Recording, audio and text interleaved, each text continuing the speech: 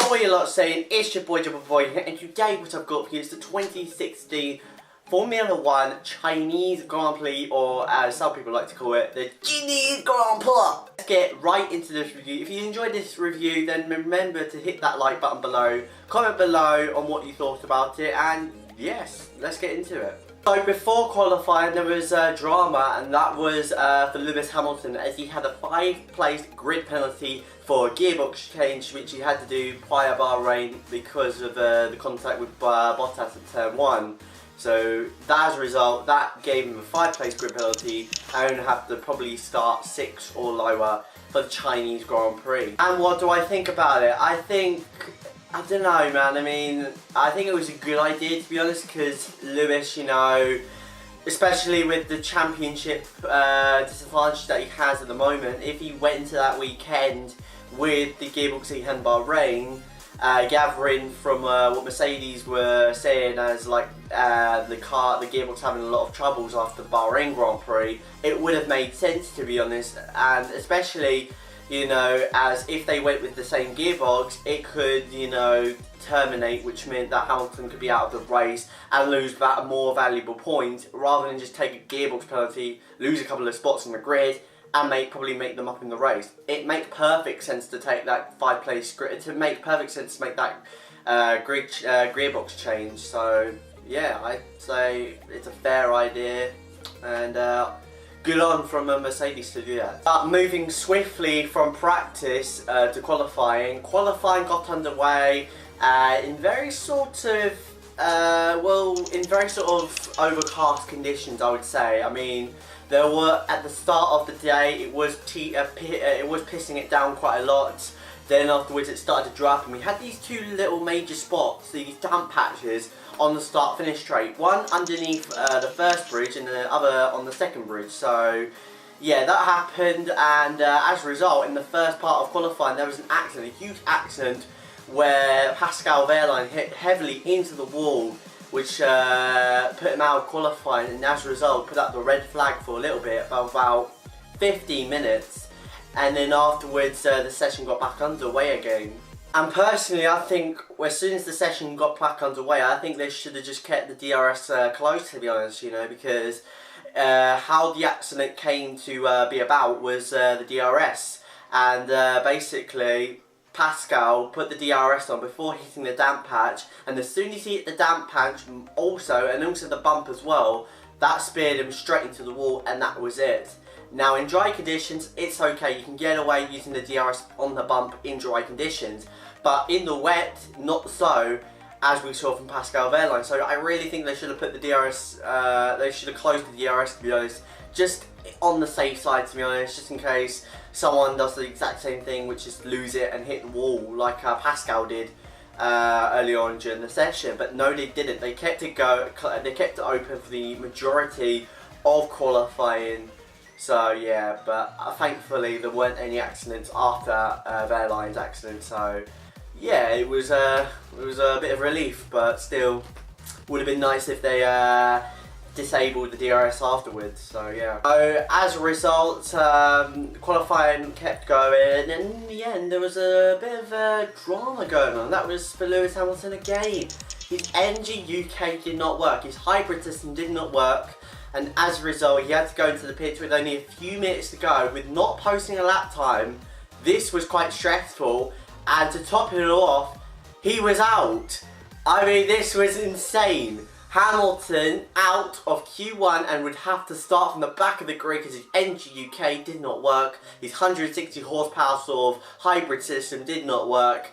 So he was out, and it was a shocker. I was majorly surprised because I thought that was it. I thought it was just going to be a gearbox penalty, a gearbox change, and that was it. But no, it was an MG UK in the worst possible moment ever. It was literally so heartbreaking for him, especially as he had so much bad luck during the start of the season. You know, you're just wondering when this is going to all end, and it seems like it isn't. So I really sucked, to be honest. But hopefully he can pull this around for the race, which I'll talk a bit later. So yeah.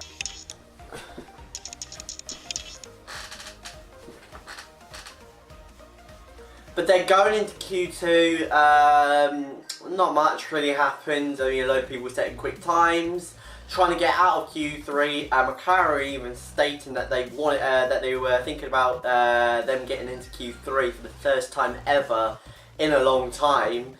Well, unfortunately, that came to an abrupt halt as Hulkenberg, coming out of the fast 2 sweepers, crashes, well, actually loses his tyre. The tyre goes flying into the wall, and as a result he has 3 wheels on his wagon, and as a result that was it. And I believe afterwards he had some sort of penalty, I believe it was, so that didn't turn out well for him, especially as he had a really strong Q1 and I would say a pretty strong mid part of Q2 as well, looking alright for Q3 slot. But unfortunately, that sort of dampened his good fortune. So unfortunate, but that's racing. These things can happen. So yeah. And then going into Q3, we had this awesome fight between Red Bull, Ferrari, Williams, and of course the one Mercedes of Nico Rosberg. Now Nico Rosberg before Q3 actually set a really quick lap time. I think won the low 36 on the soft tyres, which was absolutely insane. About a second quicker than the others who were on super softs, which is absolutely crazy, man. That was just unbelievable. Really goes to show how quick that Mercedes is compared to the rest. So yeah, but yeah, going into Q3, we had this amazing battle, this epic battle, especially for Ferrari as well. They were quick before qualifying, so going into this one, this was going to be quite something to watch. And it kind of was, to be honest. And yeah, first off, Nico Rosberg firstly putting in a stonker of a lap time first, but then got beaten by the 2 Ferraris, of course. But Kimi got fastest over Vettel, which was quite surprising because usually it would be Vettel over Raikkonen, obviously, but no, it was Raikkonen over Vettel, which was quite interesting to see. And but in the end, it was Nico Rosberg that was just like, you guys think that was good? You guys think that was good? Boom! That was a great lap. And yeah, comes in like a wrecking ball, puts it in pole by like about half a second, and that's your lot. So yeah, second by the way was Daniel Ricciardo. Unbelievable, especially that Red Bull, man. Jesus. That Red Bull car has certainly improved from last year, definitely. I mean, last year they were pretty much at the back. This year they were pretty much almost at the front. It's insane. So I can't imagine what their engine upgrade, which they're saying is going to happen in Canada, is going to be like. Jesus, they're going to probably be title contenders for all we know. So yeah, unbelievable that by Ricciardo, especially as Horner was quoting about his haircut that he had. I think he had it in some like reporter's house, something like that. I don't know, but he had a haircut, and as a result, he came second for quickest. And Christian Horner was saying it could have been because of that. So yeah, it was quite funny, but on a serious note, Ricciardo, great lap, honestly. So yeah, but nonetheless, Rosberg on pole as well. Good lap by him as well. So yeah.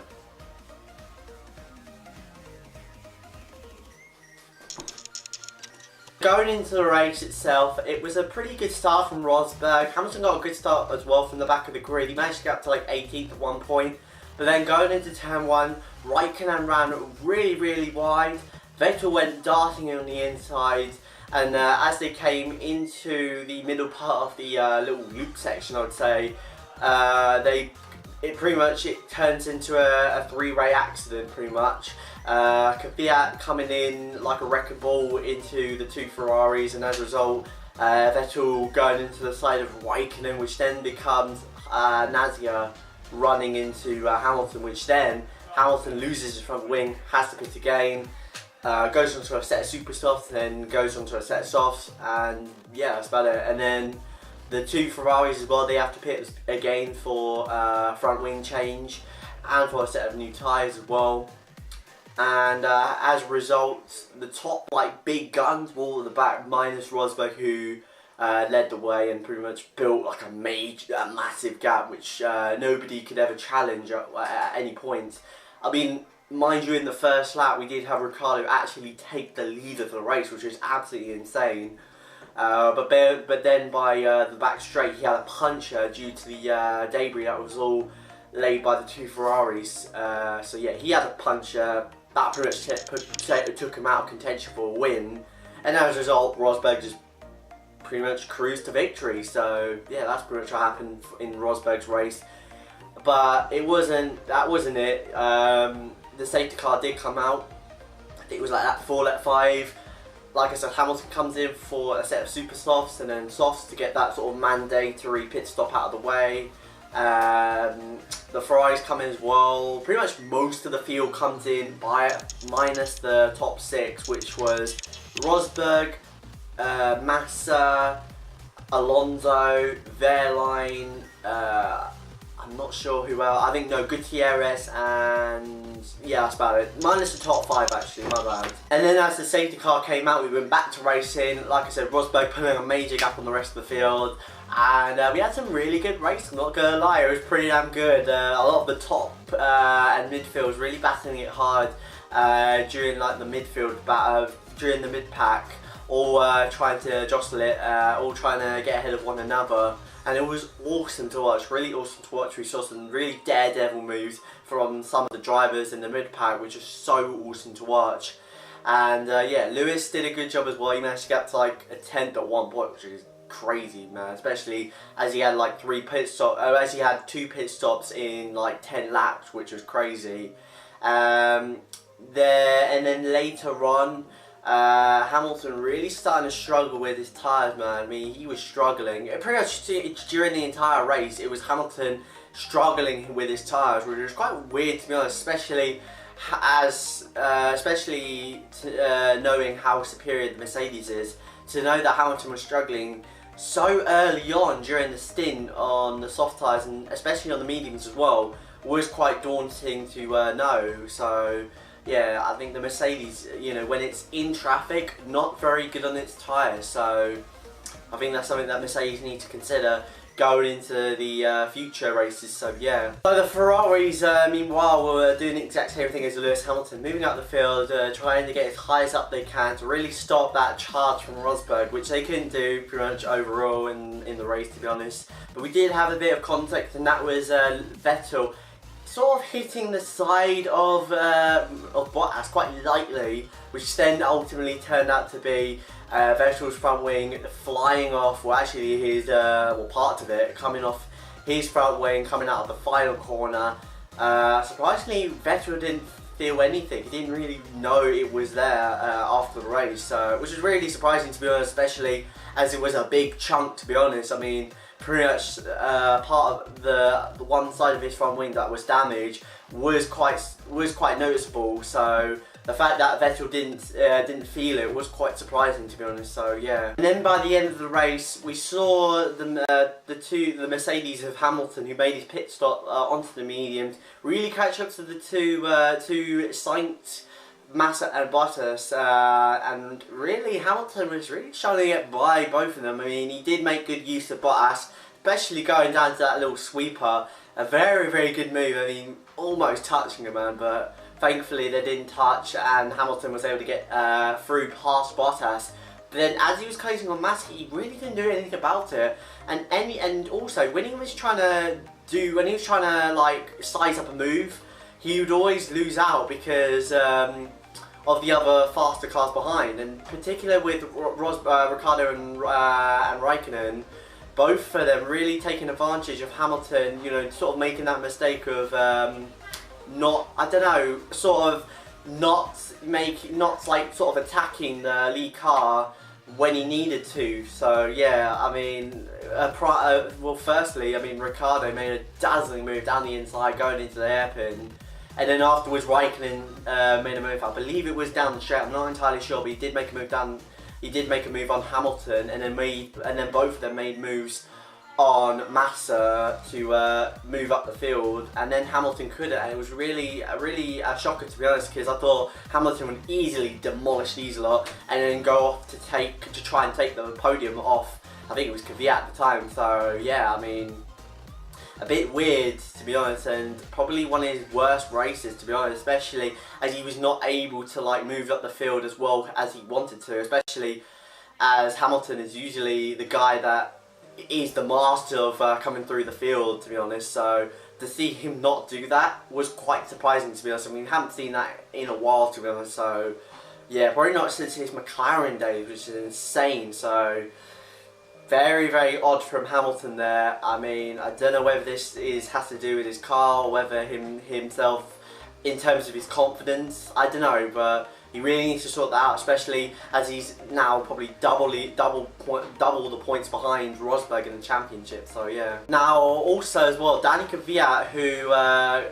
was running in third, actually got a bit annoyed with Palmer. Actually, he actually raised his hand up towards Palmer, so I think Palmer actually blocking him. I'm not entirely sure because I was really mostly focused on the Ferraris and the Mercedes and the McLarens as well, so I wasn't really dialed in with Kvyat's race, especially as he was sort of in a sort of no man's land place in third place.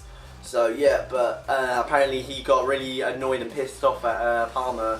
So yeah. But in the end it was Nico Rosberg who took the victory, a very dominant victory actually, 30 seconds, which was insane. So really going to show how quick that Mercedes is, especially in clear air. So very dominant drive by Rosberg. Second was Vettel, of course, good drive by him, especially with that front wing damage that he had during the mid part of the race. So yeah. Third was Kvyat, good drive by him. Fourth was Ricciardo, good drive by him as well, especially the end with those late manoeuvres. Same with Raikkonen as well, following Ricciardo in the end of the race. Sixth, I believe, was Massa. Yeah, it was Massa, good drive by him. Seventh was Hamilton. Bit disappointing, to be honest. Hopefully he can improve on that into Russia in a few weeks.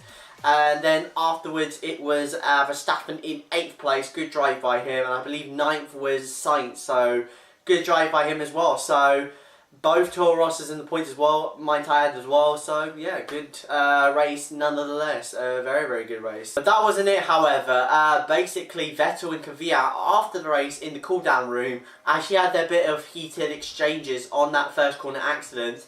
Vettel saying that Kvyat came in like a torpedo.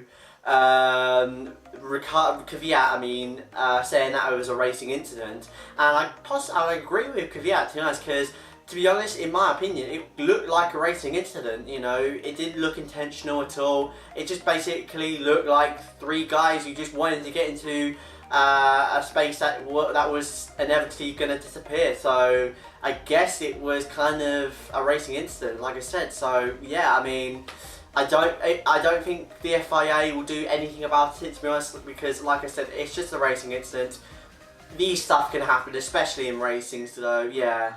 So, nonetheless, it was a good race. Thoroughly enjoyed it. Probably one of the best ever, to be honest, because it was something unexpected, you know. I thought it was just going to be another sort of... Well, with Hamilton at the back, I knew it was going to be good, but I thought it was going to be somewhat like 2012 in Barcelona for some odd reason in my head. So, yeah, but it was a good race. I thoroughly enjoyed it. I'm going to give that an 8 out of 10. No, I'm actually going to give that a 9 out of 10. Sorry, I'm actually going to give that a 9 out of 10 because that was actually a pretty darn good race. It wasn't up there, I would say, but it was pretty damn good to watch. So, yeah. Especially on that first 15 laps, so yeah. But that is it, guys. Hope you guys enjoyed this video. If you did, then hit that like button below. Comment below what you thought about the race. Was it a good race in your opinion? Was it exciting? Was it intense? Comment below. Let me know what you think about the race. And yeah, subscribe if you're new. And I will see you guys next time. It's your boy, I am out. Peace.